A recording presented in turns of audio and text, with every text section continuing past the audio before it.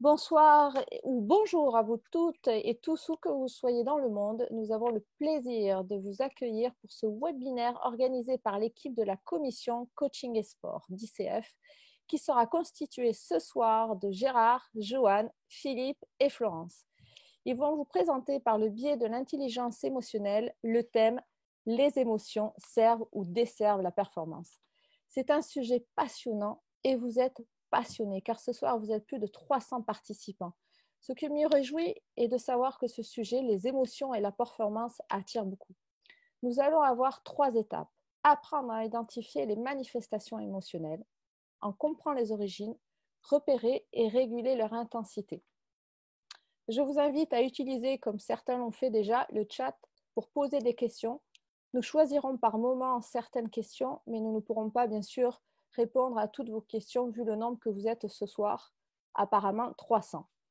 Je vous remercie donc de couper le son de votre micro et votre vidéo si cela n'a pas encore été fait. Je vous présente brièvement la commission Coaching et Sport que je coordonne depuis octobre 2018. À ce jour, l'équipe est composée de 10 personnes, tous certifiés ACC et PCC ou en cours de certification, avec tous une appartenance au monde du sport, anciens sportifs de haut niveau, coach sportif et entraîneur, dans plusieurs disciplines telles que le cyclisme, l'aviron, le volley, le foot, le marathon, l'escalade, la voile, le pilate et le karaté. Notre objectif est d'être un partenaire privilégié dans le monde du sport. Pour cela, nous nous réunissons une fois par mois afin de réfléchir à des thématiques à vous proposer, à des enquêtes, etc. Pour les coachs ICF certifiés, ce webinaire vous permettra d'acquérir un CCU. Pour cela, vous devrez m'envoyer prochainement et assez rapidement un mail afin d'acquérir un document avec ce CCU. Pour cela, dans le mail, au lieu de me marquer bien cordialement ou bien à vous ou bonne journée, je vous invite à m'indiquer bien sportivement. Je vous souhaite un bon webinaire et je vous laisse avec Joanne. Donc, on va juste prendre quelques instants pour se rassembler ici et maintenant. Donc, je vous laisse le temps de vous installer, si ce n'est pas toujours fait, confortablement. D'écarter toute autre distraction, si vous pouvez. Pour ceux qui souhaitent le faire, vous pouvez fermer les yeux et juste respirer lentement, consciemment. La première question que je vous invite à cogiter, à réfléchir, c'est « Je suis où au démarrage de ce webinaire? J'arrive comment? Là, 19h, mardi soir. Qu'est-ce que j'amène avec moi de ma journée ou de ce qui est à venir? Dans quel état je suis actuellement? »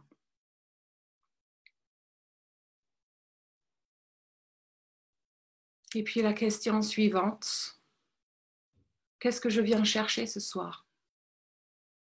Pourquoi je me suis inscrite à ce webinaire? Qu'est-ce qui m'intéresse? Et puis, avec quoi j'ai envie de partir? Je vais être où à la fin de cette heure? Je vais être comment?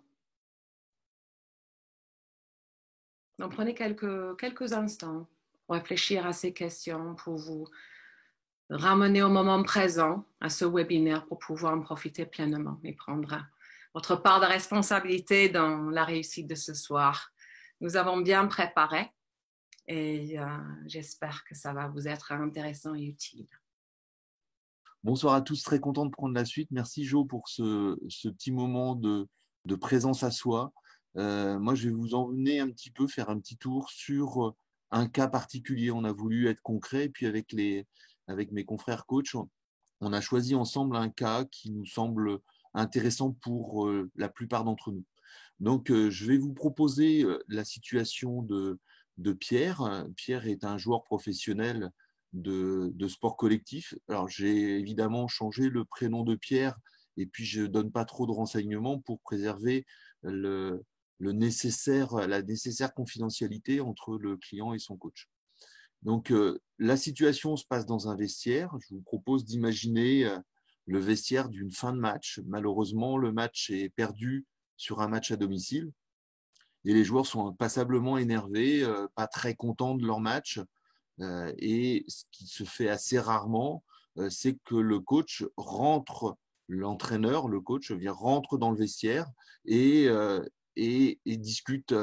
Et donc, du coup, la discussion va porter autour d'un des amis, et donc on va l'appeler Philippe, d'un des amis de mon client Pierre, qui est pris à partie par l'entraîneur, qui lui reproche de ne pas avoir suivi les consignes, qui lui reproche en fait finalement d'être en partie responsable de la défaite et du résultat. Il se monte une altercation entre l'entraîneur, donc on va l'appeler Marc, et Philippe. Cette altercation fait que il y a question, réponse, le ton monte, c'est assez violent. Et Pierre est surpris, il ne s'attendait pas à ça, et surpris, ne sait pas comment réagir. Il reste assez passif. Le ton monte et l'entraîneur, irrité par la réaction de Philippe, décide de façon unilatérale de l'exclure du groupe parce que pour lui, il y a des choses qui sont intolérables, il y a des choses qui ne se font pas et son autorité semble avoir été bafouée. Et la scène est finalement assez violente et Philippe choisit, Pierre choisit de revenir vers moi, d'évoquer ce sujet durant notre temps de coaching. Et donc, est-ce que c'est un sujet de coaching? Je lui propose de m'en dire un tout petit peu plus. Et puis, donc, j'écoute Pierre qui me raconte la situation. Et cette situation, il me la raconte comme étant quelque chose qui l'a énormément perturbé, qui l'a mis en difficulté. Lorsque j'écoute, je regarde, j'entends et puis je ressens ce moment de présentation que me fait Pierre. Je vois Pierre particulièrement fronçant les sourcils. J'observe que son teint de visage est plus clair que d'habitude, presque blême. Je sens qu'il a du mal à me regarder, qui est plutôt un peu voûté, un peu penché sur sa situation. Il regarde plutôt par terre plutôt que de me regarder. En fait, je sens très bizarre, très différent d'habitude. Il me dit sans vouloir d'avoir été incapable de réagir. Il me dit ne pas avoir été capable de prendre le parti de l'un ou de l'autre, d'intervenir dans cette situation de joueur membre du collectif. Il me dit être plutôt triste, avoir quelque chose qui le dérange physiquement. Il se sent un peu mal, un peu écœuré. Il a été surpris d'avoir été choqué, tétanisé, incapable de réaction. Et puis, il me dit avoir un sentiment d'injustice parce que l'exclusion lui semble, l'exclusion de son partenaire Philippe lui semble beaucoup trop importante. Et donc, il n'est pas d'accord sur le fond, il n'est pas d'accord sur la forme. Et puis, il m'exprime un petit peu ses besoins, comme quoi il aurait voulu pouvoir agir, il aurait voulu pouvoir faire quelque chose, mais se sentant coincé entre la fidélité par rapport à son ami, mais également l'obéissance par rapport au coach qui pilote l'équipe, c'est compliqué. Il se reproche une passivité, comme je vous l'ai dit. Et puis, il ne sait pas comment revenir vers son ami, mais il ne sait pas non plus revenir vers son équipe, parce qu'il y a un prochain entraînement après cette défaite et notre discussion. Il ne sait pas non plus comment revenir vers l'entraîneur. Et donc, du coup, je vous pose une question. Qu'est-ce que vous auriez fait si vous étiez à ma place? Et comme il y a peut-être quelques préparateurs mentaux, quelques coachs, quelques sportifs, même beaucoup de sportifs, puisqu'on est très nombreux, qu'auriez-vous fait dans ma situation? Je vous expliquerai un petit peu ce que j'ai fait tout à l'heure. Mais ce que je vous propose, c'est de passer le témoin, le micro à Philippe qui va nous parler de qu'est-ce qui s'est passé, quelle est sa lecture de la situation. À tout à l'heure. Merci Gérard. Alors le premier élément sur lequel je vais vous proposer de réfléchir, c'est dans ce que vient de nous raconter Gérard, quels que soient les protagonistes, Philippe, Pierre, l'entraîneur, qu'est-ce que vous avez repéré? Et donc, je vais vous proposer de les écrire sur le chat.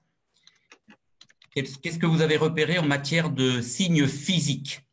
Qu'est-ce que les uns et les autres ont montré qui peut traduire une expression d'une émotion ou de plusieurs émotions?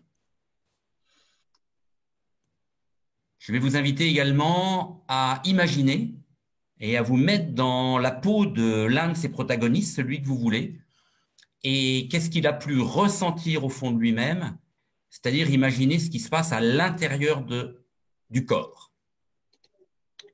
Je vous invite également à imaginer ce qui se sont dit ces personnes, quelles ont été leurs pensées.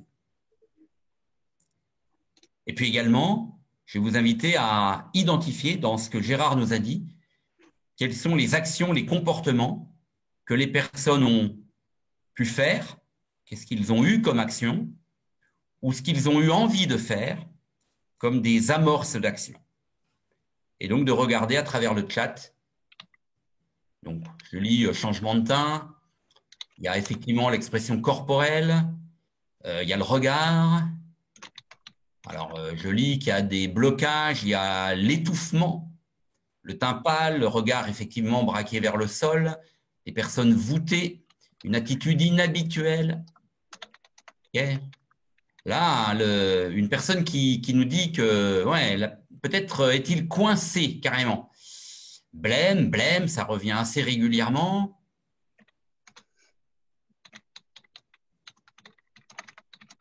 La surprise. Alors, ce qui serait intéressant, Sabrina, c'est de nous dire à quoi tu as repéré la surprise. Alors, l'angoisse, oui, mais comment s'exprime-t-elle? Hein, on est en train de passer en revue que ce n'est pas tant d'aller repérer l'émotion, mais davantage comment elle se manifeste. Vous voyez, quand vous mettez mal à l'aise, à quoi je vois que l'un des protagonistes est mal à l'aise? Par exemple, je le vois, Isabelle, avec la respiration qui change. La posture, effectivement, on l'a parlé tout à l'heure, certains ont dit il se voûte. Alors, la personne ne sait pas comment agir, elle est tétanisée, ses traits de visage, effectivement. Par exemple, elle va froncer des sourcils. Alors, le body language, ok, mais quel langage du corps? Le paraverbal, ok, mais je vous invite à être plus précis. Alors, on imagine qu'il doit bouillonner à l'intérieur. Oui, alors, vous voyez, cette pression qui est à l'intérieur. Alors, effectivement, rythme et ton de la parole, hein, on voit que sous le coup de l'émotion, ça peut changer la manière avec laquelle nous nous exprimons. Les tremblements, bien vu.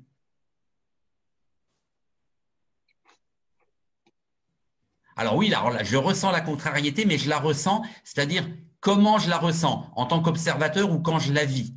Alors le silence, effectivement, c'est une des manifestations, c'est-à-dire dans ce que je vais faire. Les mains moites, Marie, oui, effectivement, on peut le ressentir pour nous, mais par exemple, lorsqu'on se salue, on peut voir qu'une personne, à travers les mains moites, ok, alors le cœur qui s'emballe, bravo, la parole saccadée.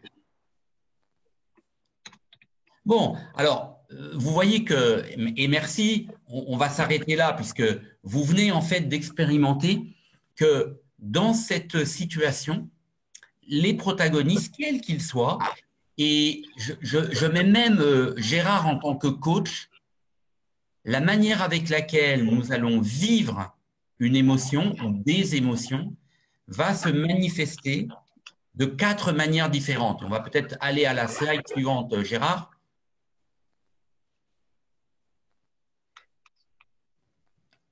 C'est-à-dire qu'il va y avoir à la fois les pensées, c'est ce que je me dis face à une émotion. Il y a ce que le corps, et en particulier le visage, va exprimer. Il y a ce que je vais avoir envie de faire, les actions, et il va y avoir ce que je vais dire ou avoir envie de dire. Et notre ambition à Commission, c'est de clairement vous inviter à ne pas être monopréférentiel dans votre recherche de la manifestation émotionnelle. Et notamment, pour nous les coachs, ce qui va être un challenge, c'est de ne pas rester que dans le cognitif et d'aller rechercher toutes les formes d'expression extrêmement variées que vous avez sur cette petite carte qui est devant vous. Prendre conscience des variantes, apprécier l'aisance ou au contraire la difficulté à exprimer certaines émotions et bien sûr à repérer les préférences et notamment quand on est au coaching, qu'est-ce que notre client va exprimer de manière préférentielle? Est-ce que ça va être le langage du corps? Est-ce que ça va être des paroles ou est-ce que ça va être des actions? Et ce qui me permet de passer le relais à Joe. Donc, merci beaucoup, Philippe. Je voulais rester sur ce slide pour résumer un peu, du coup, ce que vient de dire Philippe. Il y a des manifestations très variées des émotions, donc physiques, physiologiques, par les pensées, les paroles, les actions. Alors, il faut savoir aussi, et c'est là où ça devient important au niveau de la performance, c'est qu'avec chaque expérience, il y a des manifestations, des émotions physiques, des pensées qui sont stockées.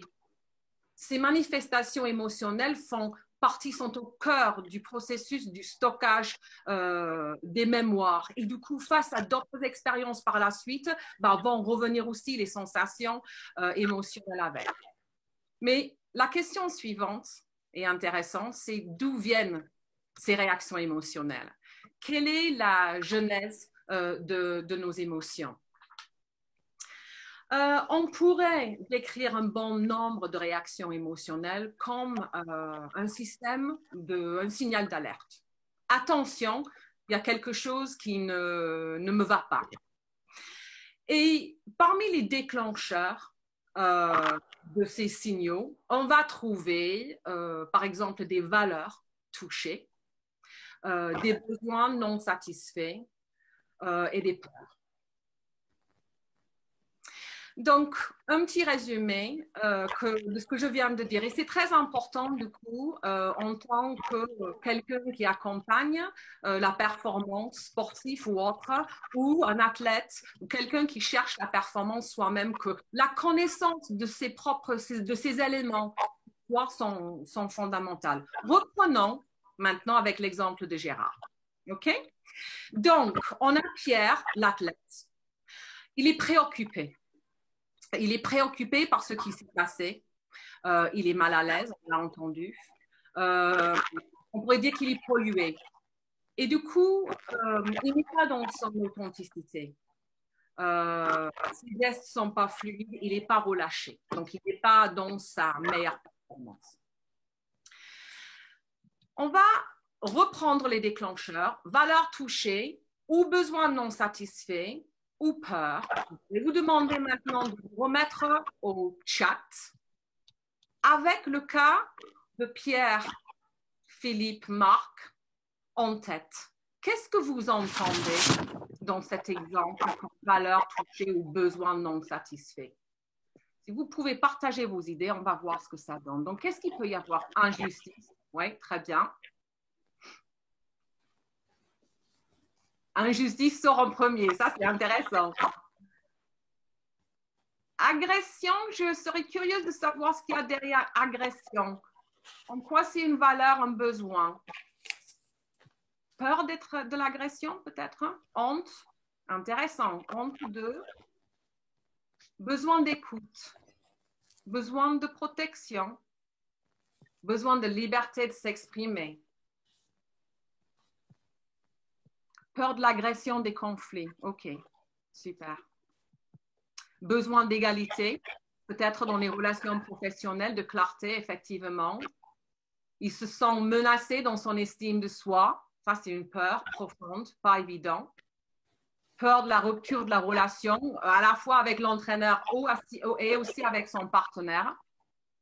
Confiance, peut-être comme besoin. Peur d'être exclu lui-même, peut-être s'il s'exprime. Peur du conflit, tout simplement.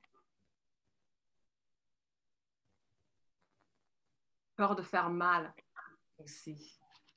Peur de faire mal aux autres. Incompréhension. Peut-être qu'ils ne se sont pas compris. Danger. Il y a peur d'un danger. Je serais curieuse de savoir ce qu'il pourrait y avoir comme danger. Colère envers lui-même. Ah, ça c'est curieux. Ça, c'est fascinant. Ne pas savoir réagir. Oui, OK. Donc, vous voyez, avec très peu d'informations de la part de Gérard sur ce cas, on a réussi, vous avez réussi à identifier des valeurs profondes, des besoins aussi non satisfaits, et puis des peurs, hein, très, très intéressantes. Une insécurité émotionnelle, peut-être à la base. Aucun alignement, dit quelqu'un. Là, on est dans la notion d'authenticité. Peur de ne plus pouvoir rétablir le lien, peut-être avec l'entraîneur ou le partenaire. Donc, beaucoup de peurs profondes. Et tout ça se manifeste, comme Philippe a dit, physiquement, physiologiquement, par des actions des pensées. Tout ça, ça nous bloque, ça nous préoccupe et ça nous empêche d'être au top de notre performance. Donc, du coup, ce slide résume ce qu'on a vu jusqu'à maintenant. Je viens de parler avec vous de déclencheurs. Donc, valeur touchée, besoin non satisfait, peur. Le déclencheur donne une réaction émotionnelle qui se manifeste, comme Philippe a vu avec vous tout à l'heure, de manière variée. Donc, d'où l'intérêt de savoir rechercher ce qui a déclenché. À la fois ses propres réactions émotionnelles, mais aussi chez les autres. On travaille, on est en équipe, au travail, dans le sport, au quotidien, en famille. Donc, il faut aussi comprendre un peu ce qui se passe chez les autres. Pouvoir identifier les déclencheurs par la réaction, anticipation ou réactivation. Et puis, très important de se rendre compte qu'un déclencheur peut provoquer des émotions très variées selon les personnes, plus ou moins intenses. Et du coup, savoir pourquoi il est important d'identifier les déclencheurs. Et c'est sur ça que j'aimerais revenir juste en dernier. Quel intérêt vraiment concret de connaître ces déclencheurs? En quoi ça aide pour la suite de faire un travail sur la connaissance de soi? Connaître ses valeurs clés, ses besoins et ses peurs permet tout simplement de ressentir et comprendre la réaction émotionnelle beaucoup plus vite. Et de là, on intervient rapidement et ainsi on se reprend, on régule et on agit par la suite.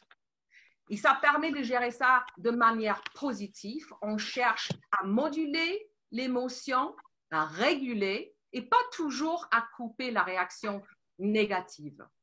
Et justement, je vais passer la main maintenant à Philippe pour parler de la régulation des émotions. Bon, en fait, je prends le relais, Joe, hein, pas de souci. Donc, je suis ravie d'être avec vous ce soir et je vais vous présenter la notion d'ascenseur émotionnel, cette fameuse notion d'ascenseur qui monte, qui descend et qui subit des variations. Donc, on ne va plus parler en termes de ce que je montre, ce que je ressens, ce que je me dis, mais cette fois, ça va être ce que je fais ou ce que je ne fais pas.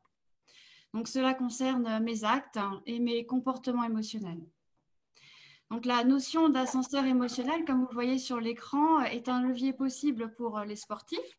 Je pense que vous êtes très nombreux ce soir à nous avoir rejoints. Les coachs accompagnants également, vous êtes là aussi très présents, et toutes les personnes qui pourraient être concernées dans leurs activités, professionnelles ou même personnelles. Alors, l'intérêt de cet enjeu, c'est justement en termes de vertu et ou de risque. Donc, vous allez bien voir vous-même après ça de savoir si c'est une vertu ou un risque en fonction de la situation. Mais bien sûr, il y a une donnée fondamentale, c'est d'aller à la rencontre de ces émotions. Donc là, sur la slide, vous voyez très bien que la colère pouvait très bien se décomposer en une crispation, un agacement ou un état très furieux. Voilà. Donc, on va aller sur la slide suivante. Merci Gérard. Et donc là, on va vraiment parler de l'intensité émotionnelle. Voilà. Donc, sur un premier état, c'est comment on identifie cette intensité et comment on l'évalue. Donc, sur cet écran, vous voyez la nervosité. Donc, on voit, c'est juste une petite trottinette. On peut passer à un agacement. Donc, on est toujours sur la colère, sur l'émotion de la colère. Donc, on essaie de déterminer l'intensité émotionnelle de cette colère. Donc, c'est une petite nervosité, donc c'est la petite trottinette, comme vous voyez sur l'écran. Un agacement, donc là, c'est déjà un vélo, donc plus d'énergie. Une frustration, donc là, on est sur la mobilette. Et la colère, et là, vous voyez, la personne est sur sa moto, et on a vraiment à la rage, et la rage, là, on est complètement dans l'intensité maximale. Donc, si on reprend l'exemple de Pierre que Gérard nous a proposé, j'aimerais du coup lancer un petit peu le chat. Qu'est-ce que vous avez trouvé comme intensité émotionnelle, hein? Frustration, de la colère, hein? D'accord. Qu'est-ce que vous avez vu d'autre également? Il y avait d'autres états aussi dont Pierre a également parlé. Frustration, la déception, nervosité. Il y avait également la sidération, hein, la sidération tétanisée, avec son teint était un petit peu pâle, hein, jouer de la tristesse, de la nervosité, de l'étonnement. Donc l'intérêt, c'est de voir aussi où est-ce que ça se situe sur l'échelle de l'intensité. Donc, et pour être avec son client et de l'apprendre en fait à bien mesurer, il faut aussi avoir un vocabulaire assez développé. Vous voyez, tous les mots là que vous avez donnés vont varier, hein. Donc, on a parlé de frustration, de colère, de sidération, d'étonnement, hein. Donc, tout cet apprentissage de ce vocabulaire va aider le sportif ou le coaché à pouvoir déterminer son intensité. Et notamment d'affiner au plus juste l'intensité pour une meilleure évaluation. Donc après, je vous laisse le soin aussi de réfléchir à qu'est-ce qui peut se passer si on est dans la non-expression de l'intensité de l'intensité des émotions ressenties. Alors, on va passer à la slide suivante sur l'ascenseur émotionnel. Maintenant qu'on a défini l'intensité, ok, super, on sait qu'elle est peut-être forte ou moins forte, mais à quelle vitesse va-t-elle monter, hein? Donc, l'ascenseur émotionnel, on voit bien sur l'écran que la colère, ça peut être une crispation, un agacement, un état furieux. Alors, à quelle vitesse je passe de stade en stade? Est-ce que je passe de la crispation au côté furieux directement? Est-ce que je monte et je descends très rapidement? Voilà. Donc, tous ces éléments-là vont être des éléments importants à développer avec son coaché, avec le sportif, si vous vous positionnez en tant que coach, ou en tant que sportif soi-même pour évaluer sa propre prestation et sa propre émotion. Voilà, est-ce adapté? Alors, on peut passer à la slide suivante. Alors, excusez-moi, j'ai peut-être pas tout dit, Gérard, excuse-moi, on va revenir en arrière sur cette slide précédente. Je l'ai dit sur le vocabulaire émotionnel et sur la vitesse. Non, tout va bien. C'est moi qui suis en émotion ce soir. Et donc, sur la slide suivante, ce qui est évidemment fondamental, c'est qu'est-ce que je fais de l'émotion? Est-ce que je lui ferme la porte? Je ne la regarde pas, hein, et du coup, je n'en fais rien. Ou alors, je l'ouvre la porte grande ouverte et je vais la voir, je la regarde et j'en fais quelque chose. Ensuite, on peut passer à une dernière slide qui concerne la stratégie de la régulation, hein. On a reconnu son émotion. Et maintenant, l'étape suivante, c'est la stratégie de la régulation. Comment je la régule? Donc, on va avoir des émotions qui vont être modérées. Donc, je vais l'accepter, puis je vais passer à autre chose. Qu'est-ce que je vais faire de cette émotion? Ou alors, l'émotion est très forte. Et là, je vais chercher d'abord à agir sur l'intensité. Je fais autre chose, par exemple, une autre activité qui occupe ma tête et mon corps. Ce sont des exemples. Je respire. Ou alors, je prends mon temps.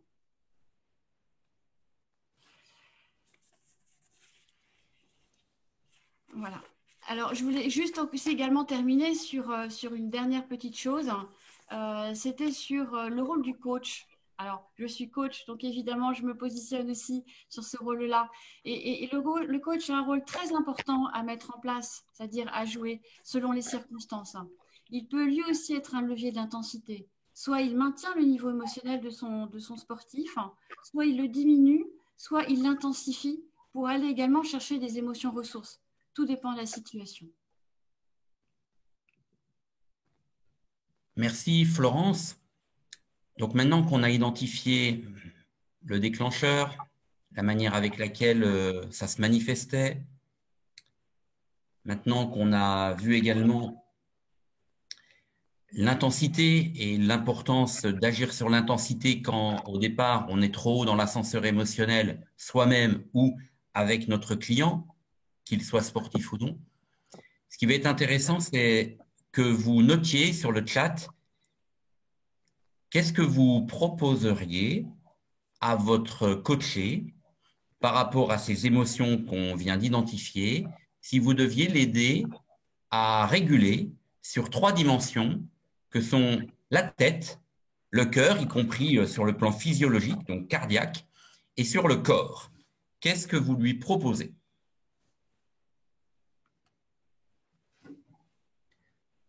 Alors, respiration, écrire, méditation, cohérence cardiaque, marcher, courir, se recentrer, s'oxygéner, faire le vide dans sa tête. Alors, ok, mais comment, Sylvie? Ressentir la sensation, oui. Marcher et parler en respirant. Colonne d'air, visualisation. Ok, ça va très vite, hein, j'en rate, désolé. Lui demander qu'est-ce que tu ressens, imaginer un endroit refuge, prendre du recul. Ok, comment? Faire un contact fronto-occipital, ok. Empathie. Alors, comment l'empathie? Bouger, mimer l'émotion, reprendre un ancrage, adopter les postures, un VACOG, un mouvement qui s'exprime, le silence. Ok, donc je pense que vous pouvez lire, dessiner l'émotion. Ok, je vous propose qu'on s'arrête là.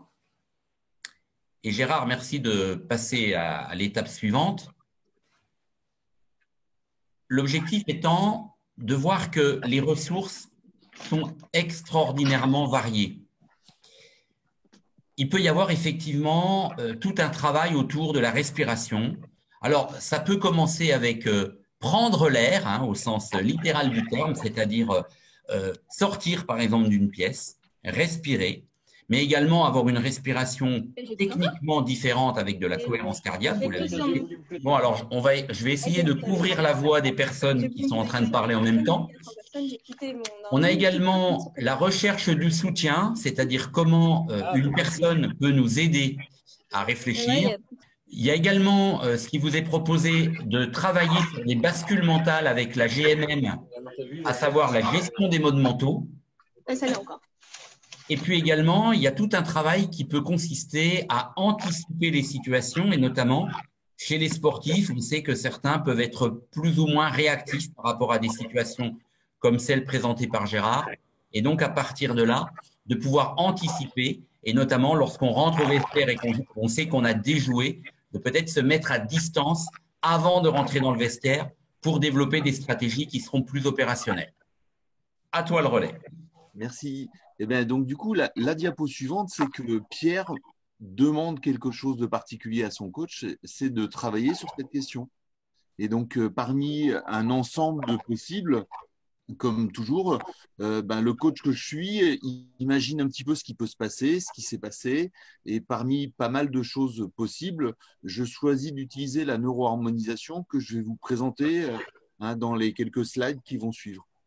Le premier élément, c'est de faire un tout petit détour par quelques éléments de théorie, de se rendre compte et d'identifier que le stress est juste une information.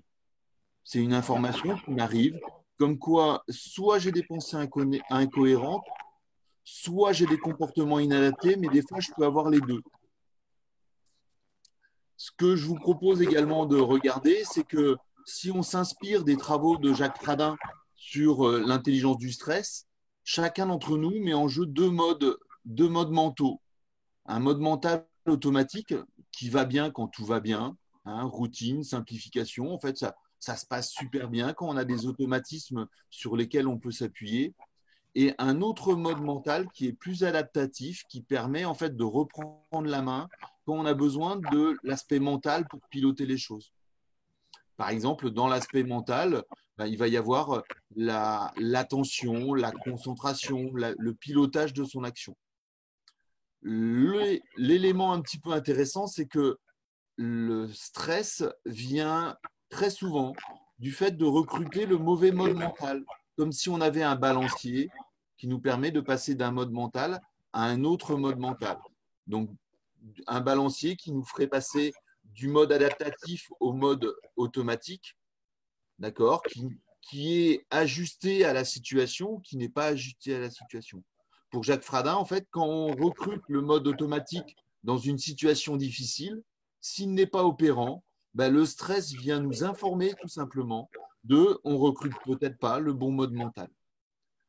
Pour revenir à la situation de mon client, Pierre, ce que je me rends compte, c'est lorsqu'il m'évoque toutes ces choses, peut-être qu'il reste une trace, une blessure, un souvenir compliqué qui vient amener un dysfonctionnement. Et donc, dans le cadre du stress cérébral, en fait, si cette mémoire est dysfonctionnelle, eh bien, dans le modèle que j'utilise avec la neuroharmonisation, il va m'être possible de faire un test de motricité pour voir si cette situation est difficile, si elle est délicate, mais également d'utiliser une échelle de 0 à 10 pour mesurer l'inconfort de mon client à ce moment-là, savoir si pour Pierre, il y a quelque chose d'inconfortable. La neuroharmonisation, je ne vais pas vous en faire une formation puisque ce n'est pas l'objet aujourd'hui. L'idée, c'est juste de voir que c'est quelque chose qui rassemble de la kinésiologie, de l'EMDR, c'est un déplacement des yeux qui est utilisé en approche thérapeutique, Eyes Movement Désensibilisation Reprocessing. C'est quelque chose qui fait appel également, qui intègre l'EFT, Emotional Freedom Technique, et c'est une approche Action Type que j'utilise beaucoup pour tester la motricité, déterminer comment est-ce que l'on peut être efficace en utilisant et en mettant en jeu ses préférences motrices, psychologiques et cérébrales. Le principe de la neuroharmonisation, c'est de permettre le recrutement du mode préfrontal, le MMA, et qu'il permet le retraitement d'une information qu'on va avoir stockée en mémoire. Cette information, si elle est dysfonctionnelle, va avoir un petit peu comme l'image d'une blessure mentale, va avoir une gêne, va amener un dysfonctionnement et puis va mettre la personne en difficulté. Comment ça marche? Eh bien, en fait, le déplacement des yeux, quand on déplace ses yeux, on favorise toutes les associations, des souvenirs de sensations, d'émotions, de souvenirs, d'images, de relations. Et le déplacement en diagonale que vous allez voir tout à l'heure facilite le retraitement d'une information stockée. C'est un petit peu comme si on ruminait, si on remâchait, si on faisait revenir à la surface une mémoire traumatique et qu'on la remoulinait pour pouvoir la digérer. Souvent, ces associations qui émergent grâce au déplacement des yeux, sont souvent libératrices. Elles permettent de prendre une distance avec le souvenir traumatique. Donc, le protocole que je propose à Pierre pour pouvoir travailler avec lui, c'est de lui demander de se souvenir du moment où il était dans le vestiaire. Et puis, ce souvenir, je lui demande de revoir la situation, de se rappeler les émotions qu'il a pu vivre. Et je lui propose de faire un test de motricité, Action Type, pour regarder si ce souvenir est anodin ou si ce souvenir est perturbant. Et donc, par exemple, parmi l'ensemble, il y a plusieurs tests dans l'approche Action Type. Il y a un test où je demande au sujet de se mettre un petit peu plus que d'habitude sur les talons. Et puis, je vais lui demander de venir interagir contre moi. Et puis, je vais comparer la situation avec le poids du corps un petit peu plus vers l'avant. Comme je connais la préférence de Pierre, qui d'habitude a le poids très solide vers l'arrière, là, lorsque je lui fais le test en lui demandant de se souvenir de ce moment délicat dans le vestiaire, sa motricité s'inverse, mettant en avant que pour les gens qui connaissent le MBTI, qui connaissent les travaux de Jung, cette inversion de marche, de motricité, révèle qu'il change de mode de fonctionnement sur le registre de la prise d'information. Il va avoir une information beaucoup plus globale, beaucoup plus orientée vers le futur, alors que d'habitude, c'est quelqu'un de très terre-à-terre, ancré dans une réalité immédiate. Ensuite, je lui demande de mesurer sur une échelle de 0 à 10 son sentiment d'inconfort. Il me dit entre 7 et 8. Je lui demande combien? Il me dit 7,5. Et puis, donc, je lui demande à nouveau de réévoquer le souvenir. Et puis, je vais descendre sur les diapos suivantes. Je lui demande de réévoquer ce souvenir dans le vestiaire et de suivre la petite flèche bleue et une petite étoile qui fait des allers-retours entre une zone SI et une zone NE. Donc, on ne va pas rentrer dans les détails techniques, mais il a juste à déplacer ses yeux sur cet axe-là. Et puis ensuite, je lui demande d'évaluer un petit peu sa valeur. Comme il s'est critiqué comme étant pas capable de dire ce qu'il aurait voulu dire, ben peut-être qu'il conteste sa valeur. Puis souvent, à ce moment-là, je vais lui dire que la valeur, elle est vraiment en lui et n'est pas relative et questionnée par le fait qu'il l'ait fait ou qu'il n'ait pas fait ce qu'il aurait pu vouloir dire. Et puis, je vais lui demander de changer d'axe de déplacement oculaire pour imaginer des options. Et puis donc, quand il a trouvé une option, je lui propose de la laisser passer, puis d'aller en chercher une nouvelle, hein, et cela pendant quelques minutes. Hein. Il va finir par rechercher de l'harmonie dans son système autour de lui et demander de regarder un petit peu comment est-ce qu'il peut revenir en lien avec son partenaire, avec le coach, avec l'équipe, dans la situation qui l'intéressait. Et puis, je reviens un petit peu en arrière sur le diaporama. Je lui demande de repenser à la même situation et je lui fais un test de motricité qui met en évidence que après quelques minutes, alors ça va durer 3, 4, 5 minutes, quand je lui refais le test physique en pensant à la situation, sa motricité ne s'inverse plus. Et lorsque je lui demande de mesurer sur une échelle de 0 à 10, il me dit je perçois la situation différente, l'impression d'avoir moins de couleurs dans le vestiaire, les choses sont moins agressives, sont moins gênantes. Et il me dit avoir un sentiment d'inconfort à ce moment-là qui va être mesuré à 3. Ce qui me permet de pouvoir expliquer un petit peu avec lui que on a retraité une information qu'il avait stockée en mémoire de façon dysfonctionnelle. Et puis ce choix stratégique que j'ai fait à un moment donné avec la neuroharmonisation permet en fait de reprendre la main sur son mode de fonctionnement. Je vais pouvoir te passer la parole, Philippe, pour pouvoir continuer. Alors, le but de ce webinaire, c'était à travers un exemple de coaching sportif, de clairement vous donner envie d'aller explorer en quoi les émotions sont vraiment une source de progrès et de mouvement, puisque émotion est movere, donc met en mouvement. Et à travers la discipline que maîtrise parfaitement Gérard, de bien identifier que vous pouvez également, vous, développer une vraie capacité à accompagner vos clients, qu'ils soient sportifs ou non, à travers un coaching émotionnel. Donc pour ça, on vous a sélectionné un certain nombre d'outils, que ce soit des livres, que ce soit des liens avec des formations, etc.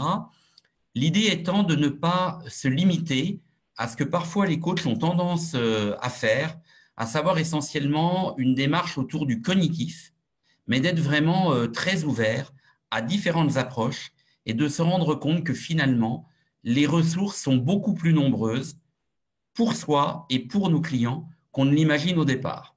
Donc, on espère qu'à travers l'exemple de Gérard, de son sportif, de cette situation, vous aurez pu mieux comprendre le processus émotionnel intelligent, d'avoir envie de le creuser et puis bien évidemment de développer cette compétence que de plus en plus nos clients nous demandent en tant que coach professionnel et en particulier dans le cadre des accréditations ICF, ACC, PCC, MCC.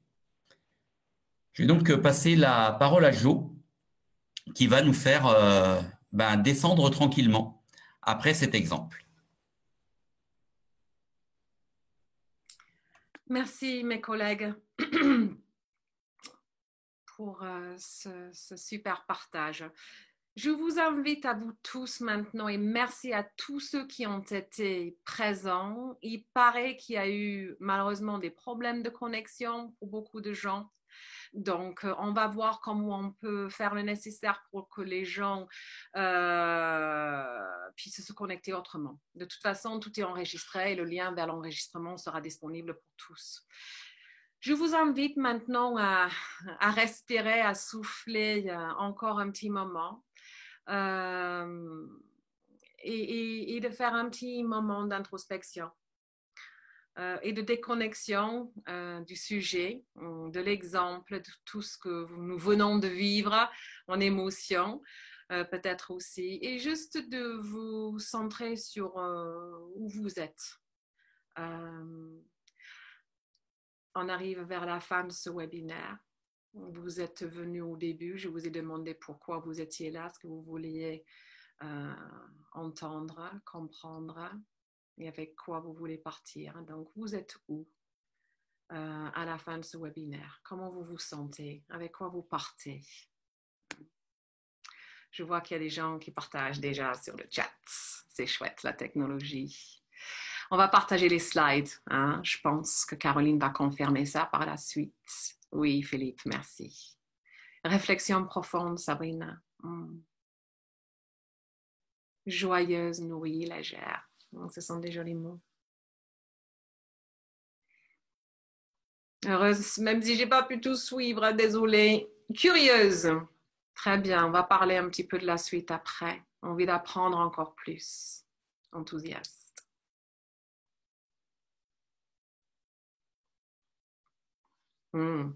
Envie, on a donné envie. La curiosité. C'est super, j'adore. Soulagé, satisfait, heureux d'avoir partagé, stimulé. Réflexion sur les autres approches en coaching. Super. Envie d'aller plus loin, confirme. Mon engagement dans une formation à la préparation mentale, super. Gestion des émotions, formation en kinésiologie. Très bien. Bonjour Philippe, ancienne aussi.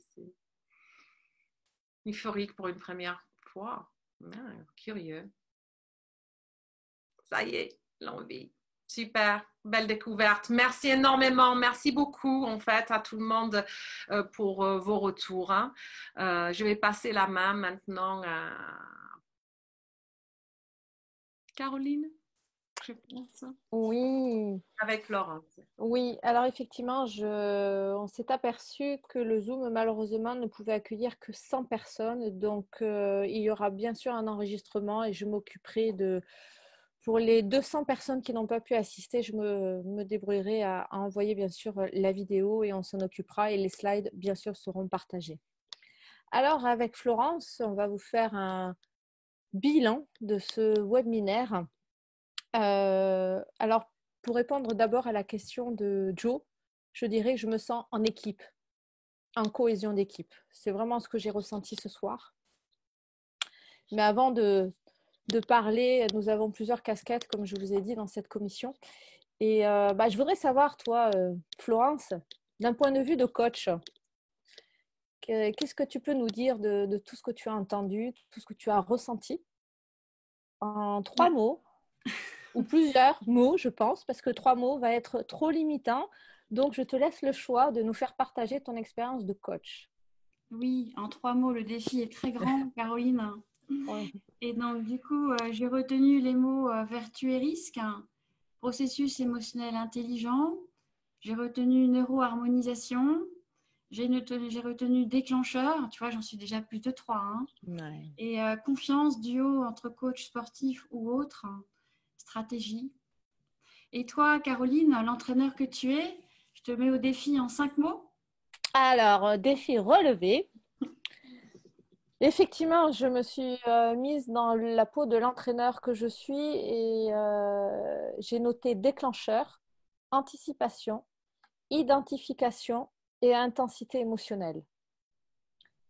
Et dis-moi, toi, la marathonienne que tu es, New York, Paris, Tokyo et j'en oublie, je te mets au défi 5 mots, la marathonienne. Alors, écoute, ascenseur émotionnel.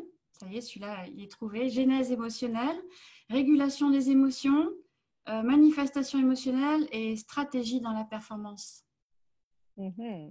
Bon, alors la karatéka que tu es, la championne de France, tu vas finaliser notre petit défi et notre jeu 7 et match en 3 mots. 3 mots. Je relève le défi, bien sûr. Accueillir l'émotion. Et j'aimerais quand même rajouter quelque chose en tant qu'athlète. Ça m'a soulevé une chose, c'est effectivement accueillir l'émotion en 3 mots. Donc, j'ai relevé le défi. Je dirais en plus respirer et relâcher mon corps. Voilà. Et je vous remercie à vous 4 pour ce beau bilan que vous nous avez fait du webinaire. Merci, merci. Ça sentait le cœur. Ça sentait l'équipe, moi j'ai vraiment senti l'équipe, le partage, le respect, cette interconnexion avec les participants. Malheureusement, on n'a pas pu être tous ensemble, mais c'était voilà, très interactif. Le son n'était pas là, mais vos mots nous ont fait entendre plein de choses. Donc, moi, je vous ai tous entendus en tous les cas, et j'en suis sûre que mes collègues aussi. Voilà, et je vous en remercie vivement. Alors, pour ce soir, effectivement, merci Gérard. J'ai fait quelques petites notes que je vais vous délivrer. La commission sport. Pourquoi une telle commission est active au sein d'ICF? Parce qu'effectivement, le coaching, et j'en suis persuadée, vu l'entraîneur, l'athlète et le préparateur mental que je suis, faisait sens et devait vivre au sein d'ICF. Nos perspectives seront d'abord de sonder plusieurs fédérations sportives pour savoir où se situe le coaching, s'ils en utilisent et s'ils seraient intéressés par le coaching ICF qui, comme vous le savez tous, nous sommes des professionnels avant tout. Aussi, nous allons envoyer une enquête à nos collègues coachs afin de référencer ceux ayant une forte appartenance au monde du sport. Et bien évidemment, d'autres webinaires ou d'ateliers en présentiel. Mais notre véritable souhait, en tous les cas le mien, et c'est pour ça que tous les gens que vous avez vus qui ont participé et d'autres bien sûr qui appartiennent à cette commission, que j'emmène dans mon bateau pour passer plein de caps, mon véritable et leur véritable souhait est qu'on soit un véritable coéquipier en matière d'accompagnement des sportifs à la veille des JO Paris 2024. Voilà. J'ai été brève, peut-être trop parce qu'il nous reste encore 5 minutes. Alors, je vais vous faire participer comme on fait à chaque fois. À chaque fin de Zoom, on donne, pas notre météo parce qu'on la donne en début de Zoom, mais avec quoi on repart ce soir. Donc, mes collègues, avec quoi vous repartez ce soir? Alors moi, beaucoup d'enthousiasme, énormément d'enthousiasme, et c'est vrai, une belle harmonie et un sujet encore à développer et une fidélité à entretenir. Prends la suite, très content d'avoir eu autant de monde à nous écouter sur des thématiques qui nous parlent énormément. La partie émotion, elle est vraiment au cœur de beaucoup d'accompagnement, de coaching, de performance, que ce soit en entreprise ou avec les sportifs de haut niveau avec lesquels on peut travailler. Et j'ai envie de proposer un challenge de météo à nos amis connectés. Quels seraient les prochains thèmes avec lesquels vous avez envie de nous entendre, de telle sorte à ce que dans la petite chat, on ait plein d'idées pour un prochain, qu'on essaiera de faire sauter le verrou des 100 participants pour qu'on soit très nombreux. Joe? Je ne trouve pas de mots. C'est rare. J'étais ravie de passer ce moment avec vous tous et avec tous ces gens qui s'intéressent à ce sujet et ravie d'imaginer la suite avec la commission sport, avec nos collègues sportifs et les coachs présents ce soir. Merci à tout le monde. En 9 inscrits, on était vraiment très heureux. Ça a confirmé ce que nous, on expérimentait dans le cadre de notre métier, à savoir que l'intelligence émotionnelle, elle est au cœur de notre discipline, et à voir la manière avec laquelle vous avez contribué, à voir comment certains ont compris l'intérêt de la métaphore du sport, mais également de l'utilisation potentiellement de techniques qui sont utilisées plutôt par des coachs sportifs et qui peuvent très bien fonctionner auprès, puisque je voyais la préparation mentale, le management, etc., qui arrivent dans les thématiques. Donc, pour vous dire qu'on peut vraiment être très fortement interconnecté en tant que professionnel dans le cadre de notre appartenance à la fédération, dans le cadre de la vie que l'on met au sein des pôles, avec les groupes de pairs, les systèmes de covision et toutes les actions que nous mettons en place. Donc, on vous invite à nous rejoindre pour ceux qui ne sont pas encore adhérents, à candidater pour ceux qui veulent rejoindre la commission sport, parce que vous le voyez, on peut faire de très, très belles choses.